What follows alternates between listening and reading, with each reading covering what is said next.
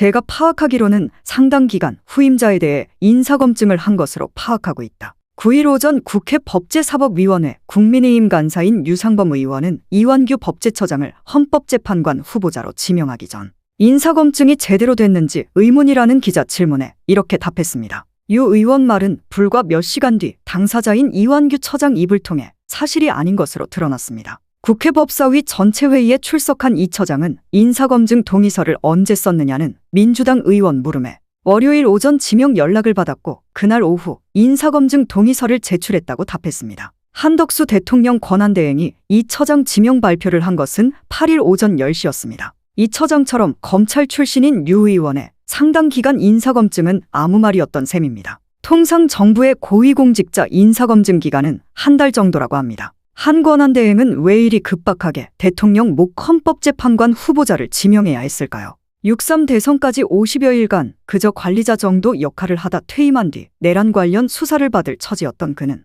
윤석열 최측근인 이완규를 지명한 뒤 극우 보수 지지자들의 관심을 모으며 단 하루 만에 국민의힘 유력 대선 주자로 급부상했습니다. 한 권한대행의 8일 하루 일정은 이렇습니다. 대통령 목 헌법재판관 후보자 지명 후 미국 CNN 인터뷰 공개, 도널드 트럼프 미 대통령과 통화, 국무총리실은 트럼프와의 통화를 공지하며 한미 정상통화라는 표현을 세 차례나 썼습니다. 오전부터 대통령 목 헌법재판관을 일방 지명한 뒤 하루의 마지막은 정상통화라고 의미를 부여하며 대통령 행세를 마무리한 것입니다. 급기야 10일에는 정상통화에서 트럼프가 한 권한대행에게 대선에 나갈 것인지 물었다는 보도까지 나왔습니다. 한 권한대행은 여러 요구와 상황이 있어서 고민 중이다. 결정한 것은 없다는 취지로 답했다고 합니다. 대선 출마를 고민하고 있다는 것입니다. 정치권에서는 미국 대통령과의 통화라는 점에서 한 권한대행 쪽에서 흘리지 않으면 나올 수 없는 내용이라고 의심합니다. 국무총리실은 해당 보도에 대해 정상 간통하고 외교적 사안이라 별도로 말씀드리기 어렵다면서도 오보 대응은 하지 않겠다고 했습니다.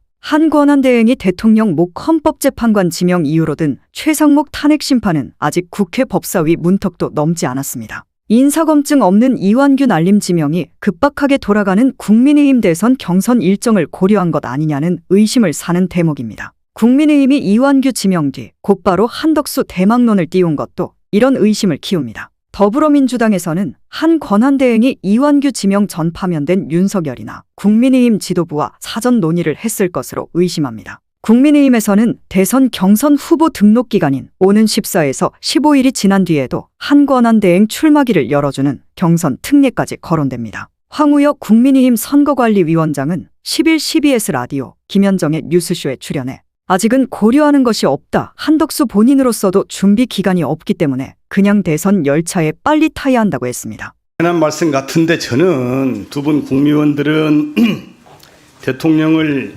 국정에 관해서 보좌하고 또 지침을 받아서 시행을 하고 또 잘못이 있으면 연대 책임을 같이 져야 된다고 생각을 합니다. 그러면 국민 대표인 우리 상임위에 나와서 죄송하다 이런 말씀을 먼저 하셔야죠. 아니 국민들이 8년 만에 또다시 국민들이 뽑은 대통령이 3년도 못해서 그만두는 사태에 직면을 했어요. 국민들로서 막대한 책임감을 느끼고 정말로 당장 그만두고 싶긴 하지만은 그래도 국정 공백 때문에 어쩔 수 없이 직무는 계속 수행하지만은 국민 여러분께 죄송하다. 대통령 보좌하지 못해서 이런 사태까지 죄송하다라고 말씀을 하셔야지. 도대체 그런 미안한 마음이 있습니까? 없습니까? 있으세요? 없어요? 왜 없겠습니까? 당연히 왜 말씀을 안 하세요? 네. 말씀을 하셔야지. 저는 모든 것이 윤석열 전 대통령 책임으로 생각하고 대통령만 파면되면 국정이 정상화될 것으로 생각을 했어요. 그런데 파면된 지 얼마 안 돼서 지난주 화요일 날 한덕수 권한대행이 후임 재판관을 지명을 해버렸어요. 아직 임기도 안 끝난 재판관들을 대통령 몫이긴 합니다만은 제가 보기엔 권한대행이 보충적으로 현상 유지적 권한만 갖고 있는 권한대행이 무지막지하게 이게 대통령 거석을 후임 재판관을 지명해서 깜짝 놀랐어요.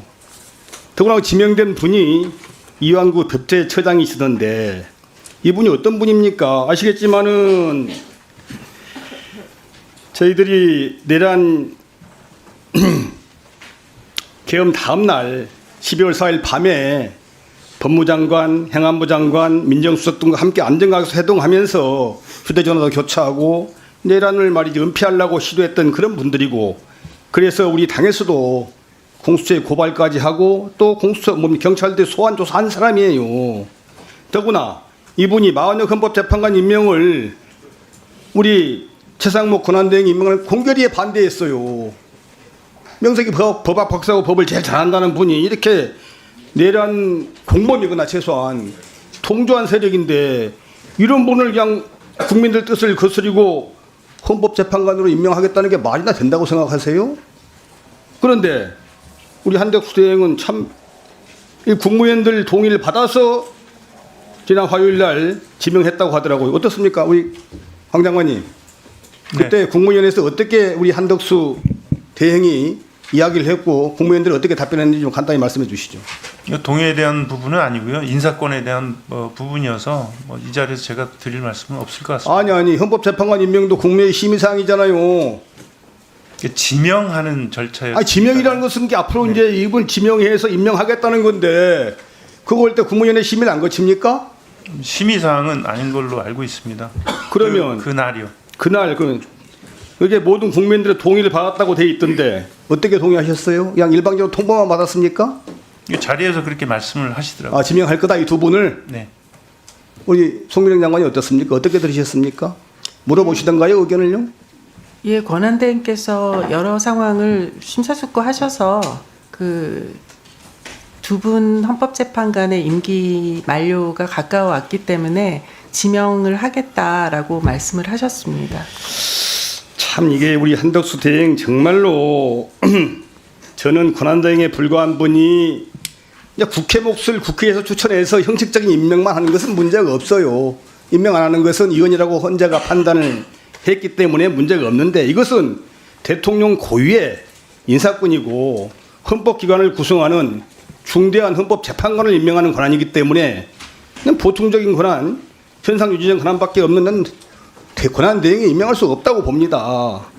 실제 헌법재판소가 올해 3월 24일 날 선고한 한덕수 총리 탄핵 사건 결정문 보게 되면은 권한대행은 예비적 보통적으로 대통령 직무를 대행하는 자로서 대통령직과 동일하다 할 수 없다 이렇게 이야기했고요. 한덕수 대행 자체가 작년 12월 대국민 담화에서 중대한 고유권을 행사하는 것을 자제하는 것이 헌법과 법률의 정신이다 이렇게 이야기를 했어요. 그래놓고 마흔여 재판관 임명 꾹 버텨놓고 이제 와서는 4개월도 안 돼서 바로 또 후임을 고유권을 행사를 했어요.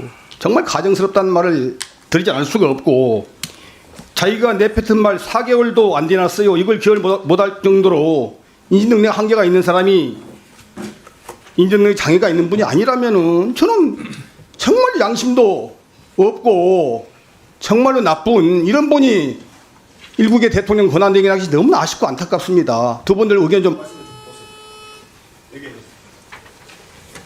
네, 아까도 말씀드렸듯이 인사권에 대한 부분이기 때문에 이 자리에서 제가 말씀드릴 건 없습니다. 인사권이 아니고 헌법적 견해를 말씀해 보세요. 대통령 권한대행이 장관사로 임명하고 헌법자가 임명하는 이게 6년이에요. 2개월 뒤면 임명할 수 있는데 새 대통령이 이게 권한대행이 임명한다는 게 말이 된다고 생각하세요? 송 장관님 어떻게 생각하십니까? 의원님 말씀 대행님께 전달하도록 하겠습니다. 네, 알겠습니다.